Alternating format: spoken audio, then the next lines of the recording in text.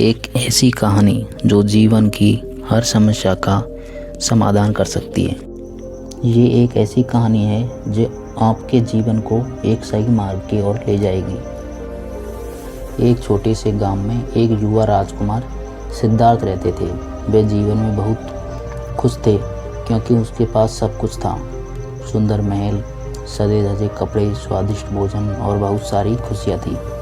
लेकिन फिर भी उसका मन कुछ अधूरा अधूरा रहता था।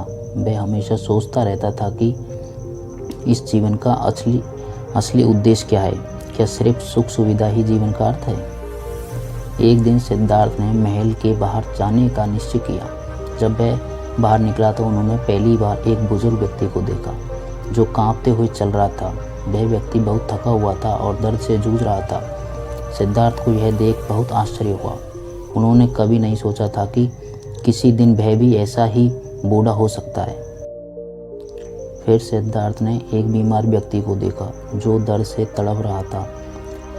वह हैरान हो गया क्योंकि उनका जीवन में हमेशा सुख और आराम से भरा हुआ था। उन्होंने सोचा, क्या किसी को भी कभी दर्द और बीमारी से मुक्ति नहीं मिलेगी? लेकिन फिर उन्होंने एक साधु को देखा जो शांत और संतुलन में था। उनकी आंखों में संतोष और गहरी शांति का अनुभव था। वह साधु किसी और महसूस किया कि शायद यही वो रास्ता है जिसे मैं ढूंढ रहा था। इन सभी दृश्यों ने सिद्धार्थ के जीवन की दिशा को पूरी तरह बदल दिया। उन्होंने महल, परिवार और ऐश्वर्य सब कुछ छोड़ दिया और जंगल में साधना करने चले गए। वर्षों तक उन्होंने कठोर तपस्या की, लेकिन जब तक उन्होंने अपने भीतर की शांति और संतुलन नहीं पाया तब तक वह संतुष्ट नहीं हुए। अंततः एक दिन वह एक पीपल के पेड़ के नीचे बैठकर गहरे ध्यान में गई। घंटों, दिनों और महीनों के कठिन साधना के बाद उन्होंने अपने अंदर एक गहरी शांति और ज्ञान का अनुभव किया।